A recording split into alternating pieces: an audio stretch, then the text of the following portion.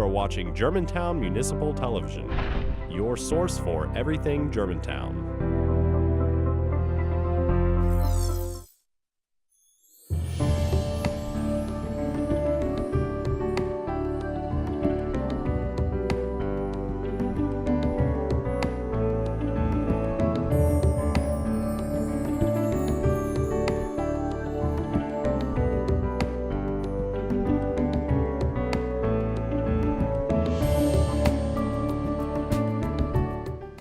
Hello, I am your Superintendent, Jason Manuel. Thank you for joining us for the October 2018 installment of the Germantown Municipal School District's Spotlight on Excellence. Today our show will highlight the role of the school counselor in providing social emotional learning, and visit with Craig Juneau, this month's teacher feature, showcasing his creativity in bringing hands-on learning to Houston High School. Later in the show, we've got a performance by Houston High's choir, Fifth Measure. But first, we are excited to share with the audience that last week, the state of Tennessee named 4 of our schools as reward schools. Here in the studio, we have instructional supervisor Melissa Hurt and Riverdale principal Joseph Bond to talk with us about reward school status. Thank you all for being here.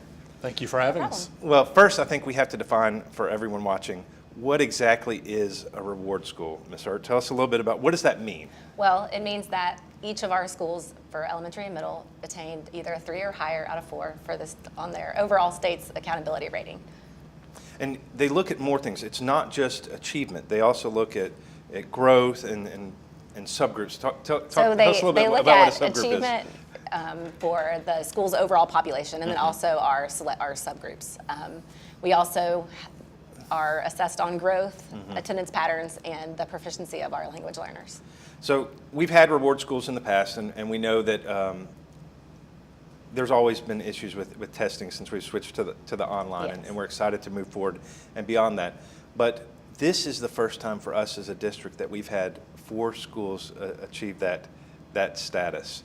So Mr. Bond, tell us a little bit about Riverdale's experience with this process.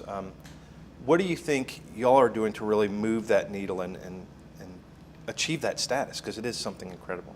It is incredible. We're so excited to join the ranks of reward schools. Really, when we look at this, it's a team effort. It's collaboration across the school. So we talked about collaboration. So Ms. Hurt, you're going to have to explain a little bit about what our leadership team does, our academic team, and how they really partner with the school administration and the teachers to really, like I said, move that needle. Tell us a little bit about what y'all do in the district. So one thing that we do over the course of the years, we monitor the progress of the schools. We have ongoing progress across from fall, winter, and spring with our online benchmarking system. This really provides a lot of data that we can drive our supports on to assist the schools in supporting teachers and individual students. So when we're talking about looking at that benchmark testing, because we know it is an involved process Yes. for parents and teachers to look at this, tell us why it's important. When you talk about monitoring progress, what do we do with that data? What do we do with that information? Well, when we receive the data in our office, we look for trends and patterns at each of the schools, and then we utilize our content leads at the schools to disseminate the information to teachers and really kind of focus our efforts with PD and standard development. We look at our instructional practices, and then also if we need to provide individual students enrichment or remediation based on their results. So we're looking at actual skill deficits. Now, when we Yes. talk about the benchmark test, is it standards-based, is it skills-based, or is it a mix of the two? Tell us, what is that test monitoring? So our case benchmark test is based only on grade level standards.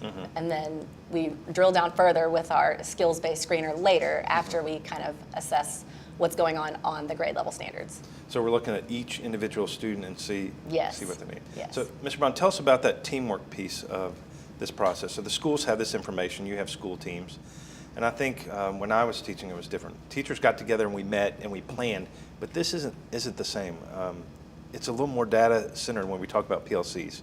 It certainly is. So with our PLCs, this is what we have seen with our grade levels that really have the strong PLCs, the strong collaboration. Those are the grade levels especially that we really saw some great test scores. So that collaboration, that working together and really digging through the data has been very important. I think one of the things that we struggle with, and you've heard me talk about this before in our district, is we are a really good district and have been really good. But I think the challenge for us to be great and move to that next step is really focusing on the standards, focusing on the curriculum, looking at how students are progressing. So when we talk about the curriculum, Ms. Hurt, and I know I'm probably throwing you curveballs, but we talk about alignment and fidelity to the curriculum.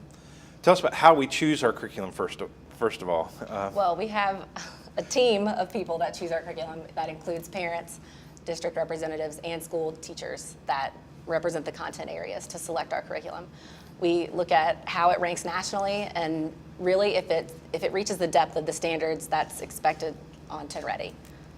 And so when we take that curriculum, so now I think that we do a good job of trying to purchase, regardless of the cost, the best curriculum that's the most aligned Yes. to the state standards. Part of that, the role that both you as an administrator in the school, Mr. Bond, and you, Ms. Hurt, serve is really getting our teachers trained in learning how to use the curriculum in the right way, and not just pick and choose the Right. topics or subjects they like. Tell us about that process. How do we make sure that our teachers are moving in the right direction? I think we find bright spots with teachers that are early adopters, and then really the only obstacle is finding time and resources in order to get all of the teachers trained. A lot of this comes through their PLC efforts and our district content leads that are really on the ground helping teachers through the curriculum and making sure that they're not only using our curriculum but also aligning it to what's expected and making sure students are exposed to the type of items that are on the test. And at the depth that they should Yes. be also. So, Mr. Bond, tell us what that looks like in the school. When we talk now, PLCs, we haven't defined that yet. They're professional learning communities. And how do your PLCs meet? Do you have scheduled time that they meet? Is it weekly? Does it depend on the grade level? Do you all go to the PLC meetings? Tell us what that looks like. Well, the PLCs do meet on a weekly basis at least. And we do, as administrators, we do attend some of those PLCs. I was in one today, as a matter of fact. And, they spend a lot of time, as I said earlier, talking about the data, but also looking at curriculum and looking at how they're using that curriculum. So when we look at your team, y'all can't do this alone. You also have to train other leaders in your school. Ms. Hurt, tell us about what that looks like. We actually have teacher leaders that they're kind of the hybrid role Yes. in the school district. So our content leads, we have them in English, we have them in science and math. We meet monthly, and so that's an opportunity for the teacher leaders from Riverdale to also meet with those from Farmington and Riverdale and Dogwood so that we can collaborate as a district. So last question, Mr. Brown, because I know we're short on time. I don't want everyone to think that this is the only thing that makes Riverdale special, although we do appreciate the growth that we've seen in your district, the focus on alignment to the curriculum. Tell us one other thing that you think is special about your school. Well, other than K-8, which is absolutely fantastic, what makes us so special really is we have a group of people that we really keep the best interests of our students in mind, and that's across the board with every adult in the building. So focus on children and all of your decisions Yes. that you can't go wrong. That's right. Well, thank you all for serving our district and for helping us achieve this status. We know that it's a team effort of focusing on the right work, and I can't thank you enough. It's an exceptional honor for our district. Thank you. Thank you. We congratulate Dogwood Elementary School, Farmington Elementary School, and Houston Middle School for achieving Reward School status in addition to Riverdale School. We are successful because of the hard work of teachers, students, parents, school and district staff. After the break, we'll chat with this month's teacher feature, Craig Juneau, and his student, August Clawson.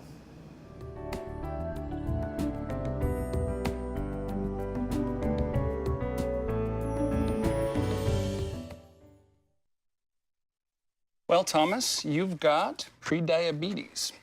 But with more exercise and a change in diet, it can be reversed. I've tried exercising. It just makes me hungry for bacon. I love bacon, too. And who really likes to exercise? Not me. Me neither. Nobody. So we're good? What? Oh, you still have prediabetes. Big time.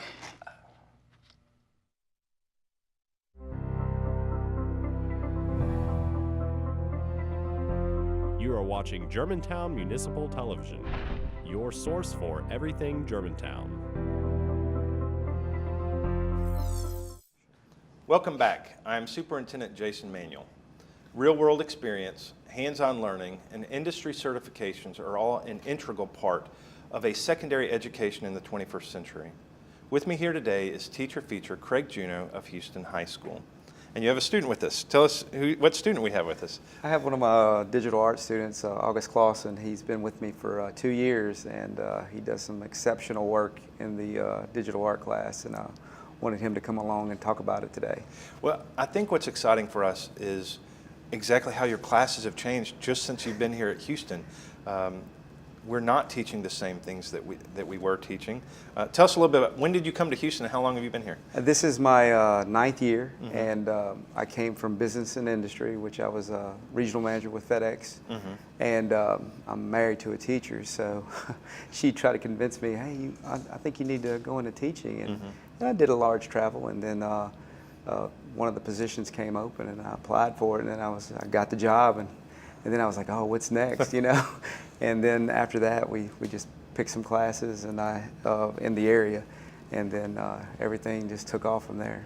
So what classes are you teaching now? Right now, I'm currently teaching the digital art, which is the new class to Houston High School. I'm teaching the web design, which is the HTML class, where students will build a web page, and then the computer systems, which is one of the things we're proud of because they can get an industry certification from Cisco, and it's state, I guess the state looks at it as one of their key points for EPSO. Right. And then with that, my computer science foundations, which is kind of a gateway class to either me or Miss Brahmer or Miss Ray, who teach the computer science. I just want them in our department. I want the students to come to me if they're unsure, take that course. And then wherever they go, I'm happy because it's in CTE, and I think they get a lot from it. So tell us, you've thrown out some acronyms there. I think we have to help define for people. So EPSO is early post-secondary opportunities, and so now when we want kids to leave school, we want them prepared to go into a business or an occupation. What does it mean to have a certification? Well, we meet with, in some of our CTE, which is Career Technical Education, they have advisory meetings where people from business and industry with the certain, whether it be health sciences or computer science or criminal justice and all the different areas, they'll come to our meetings and they'll say, hey, this is what we're looking for out of high school students, post-secondary and everything. And so when they look at that, they say, if you could offer this certification, that would really benefit a student. And I've had students go on. I've had students go work. They're working for Google. A small. I got one that he emailed me the other day about my notes, and he's got my certification, and he went on to 4-year college, and he's working for a game called Halo. So all the kids know Halo, and he's he gets introduced. He said, I signed my first autograph the other day, Mr. Juneau. I was like, wow, now I need you to come back and talk to the class. Yes. So what industry is looking for, they want these certifications. They have a lot of weight out there, and that separates a high school student or a college student even from the other college student. You have something, and we're able to offer it to our students for free through this particular IT Essentials Cisco certification, and that's what they're looking for. Now, August, tell us a little bit about you. So when you were deciding classes to take at Houston High School, what made you decide to take Mr. Juneau's class? Well, I was in his class last year, and I was trying to get a photography club started, and he came up to me and was like, well, I just came for this idea for a class, and he was like, it's going to be digital arts, photography and all that really cool stuff, right? And so I was like, well, I want to be in that. So he got me on the list. And so now, were you an artist before? Oh yeah, I've been doing video and photography since 6th grade. So it was cool to have something at the school like this that would. So it really spoke to you to take that class. Well, what type of things are you working on with August in the class? Right now, we've started out with a series, and people ask, well, what is digital art? And see, being married to an artist, she came up with the idea, well, you do it for the football team. Why don't you offer a class? And we looked at Miss Brenda Kinney. She looked at my certification, and I had a certification in it. Because when I was coming up business industry, I just took a bunch of practice tests, and I was like, well, maybe something will stick, Yes. And so I had the certification and the background in it, just amateur-wise. And what they did was, I say it's kind of a merger with my computer students and the art students. And so she said, well, they have a digital art class you can do. And so I went and talked with Bobby and Amanda, and I said, look, I don't. Two of our art teachers. Two at of the our art school. teachers here, and I said, would it be okay if I was in this area? And they were like, absolutely, you know. And so then this was right before school ended, and then I just talked with a couple of kids, and they were like, we've been wanting this class, you know. What's been your favorite thing to do in the class so far? Well, we did a project on the pinhole camera, and that was so much fun to do because you have to like figure out how it works and everything, and it was cool to see the effect that it did. So you like put a little hole in it, and then it, in a box, and it reflects onto the wax paper that you put, and it turns the image upside down. And so that was like one of the first cameras created. And so since we're trying to understand cameras, because that's like our first lesson and everything. So it really is a hands-on. Yeah. You built a Yeah, we do like camera. projects, group projects, single projects. It's hands-on. Well, tell us a little bit about how this has bled into the sports world, because I think when fans come and sit and enjoy the football games, y'all are having an impact on what they're seeing there. It's one of the things that we were contacted about with Coach Thomas. He said, hey, I want to be able to advertise our student athletes and give them exposure at the games. And we have this Jumbotron, and so we started with little small projects as far as the kids, they'll design a background. So I go to Clawson and I say, hey, can we make a background for a senior banner? And they say, oh, absolutely. And then when we go in there, we started filming stuff and with video. And it might be from a smaller camera, and then we have a green screen in there, and then we add them, and we let them. A lot of the football players will design their own like celebration for a touchdown or a fumble recovery or defense, offense, whatever they want to, make some noise, and they come up with it, and then I'll kind of direct it, and then some guys, they'll take it and edit it and put it on the Jumbotron and add music, and then it gets to be a lot of stuff. So. Well, it's exciting to see what you're doing on the football field, on the Jumbotron, in the classroom, and I can't wait to see how your class is going to change and grow, and what additional classes you're going to add for our students, because you really are changing the way that they look at the world, changing the way that they view what they're going to do when they leave Houston High School. I can't thank you enough. And August, I hope you use those skills moving forward. Yes, sir, I definitely will. The opportunities at Houston High School continue to grow. I'm excited to see how the new graphic arts design class will evolve over the year. Before the break, we will welcome Houston High's choir, Fifth Measure, to the studio in this month's installment of Students Live.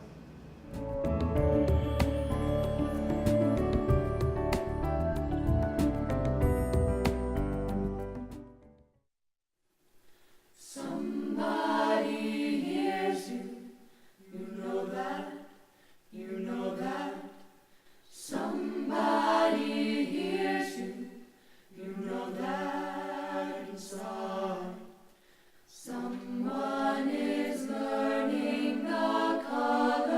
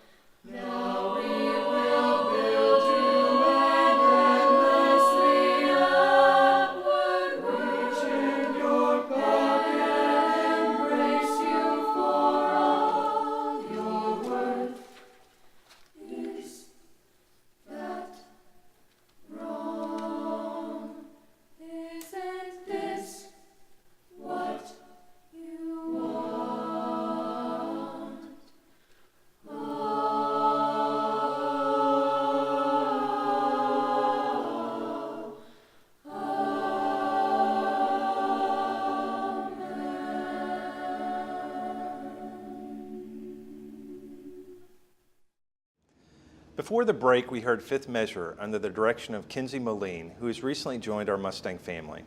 During our next segment, we are happy to welcome Farmington School Counselor Jonathan Pritchett. Thank you for being here, Jonathan. Thank you for having me. Well, tell us a little bit about you. First of all, how long have you been at Farmington Elementary School? This is my 5th year at Farmington Elementary School, my 9th year as a professional school counselor. So how did you decide, and really when did you decide that you wanted to be a school counselor? Was this something you always thought, oh, that really speaks to me? No, I actually didn't decide I was going to be a school counselor until I was a couple years into my biology pre-med degree. Oh, wow. And you know, once you hit organic chem, for maybe Yes, the I second or did third the same time. thing, yes. So I was looking for something. I wasn't sure that I wanted to be around sick kids my entire life. I didn't think that was something I could do. And so I took a psychology class. And one of the things I had to do was shadow someone. So I was fortunate enough to shadow a school counselor. And I watched this counselor work with this student who had been through a very traumatic event. Wow. And I thought to myself, that's what I want to do. I want to be that person that a kid can go to and tell anything. And you're making a difference in their lives right Yes. there. So tell us a little bit about what we're doing in Germantown schools. So I know that everyone doesn't understand the role of a counselor because it is a little bit hectic. Yes. What does a typical day look like for a counselor in our school district? A typical day for a counselor is pretty atypical. It pretty much generally starts in the morning with arrivals. You know, that's the first thing that we're doing is out there in the front, greeting students, greeting parents, kind of getting a survey of the climate for the day. A lot of times you can tell in the morning at arrival what kind of day it's going to Right. be. From there, into the building, do some check-ins, see a couple of students, maybe check a few emails, and then we're right in with seeing students. So it could be seeing a student for anxiety. It could be with a small group that's working on study skills or organization, and also into the classroom with our classroom lessons. We're teaching life. We're teaching everything from empathy to bullying prevention to problem solving. And you're actually part of a rotating schedule to make sure that you hit the Correct. classes regularly. We are, yes. So tell us a little bit about the curriculum. It's y'all are trying to look at developmentally appropriate lessons for the students that help Yes. them with different challenges in their life. Tell us about some of those things that y'all are working on with the students. So what we're utilizing right now is a curriculum that we just started this year. It's called Second Step, and it's broken down based off grade level. So it has developmentally appropriate materials for each grade level, which makes it a lot easier for us when it comes to planning lessons. Right.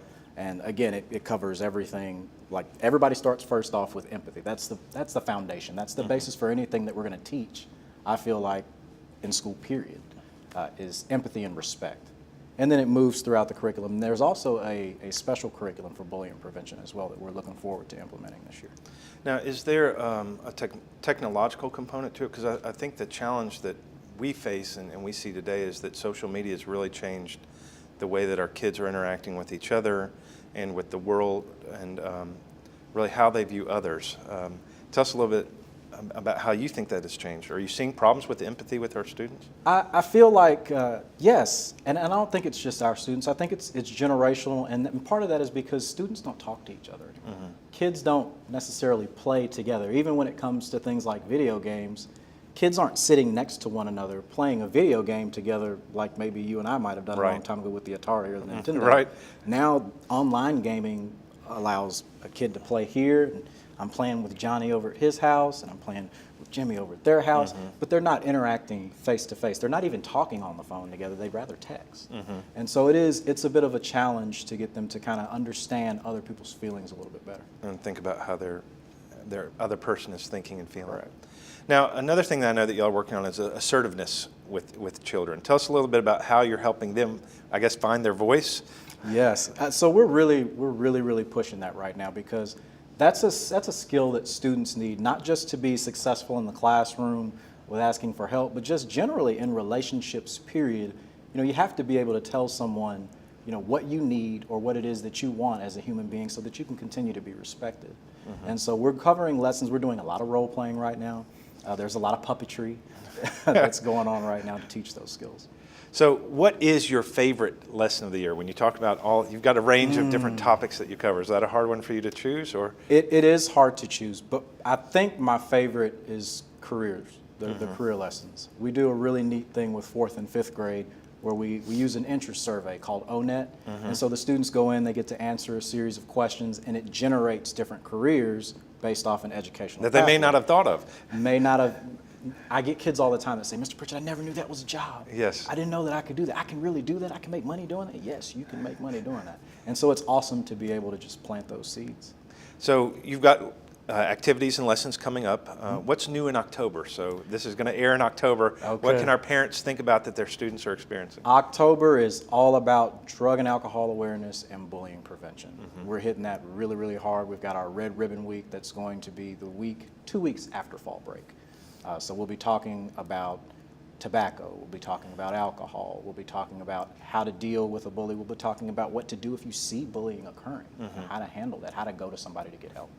Now, you are actually helping us serve on our bullying task force, and Yes. I know that was a concern for some of our parents, but and as I have said, y'all have been working towards bullying, Yes, sir. but we really have a focused effort now. Yes. Tell us about some of those steps and things that you have coming forward around bullying that are going to help you develop your craft. The big thing that I'm excited about right now, we just wrapped up our survey, our climate survey for students. So all students 3rd through 5th grade were surveyed, and also at the middle school and at the high school level, to get an idea of what they feel about their schools. What do they think is working? How do they feel about coming to school? Are they seeing bullying? Where is it happening?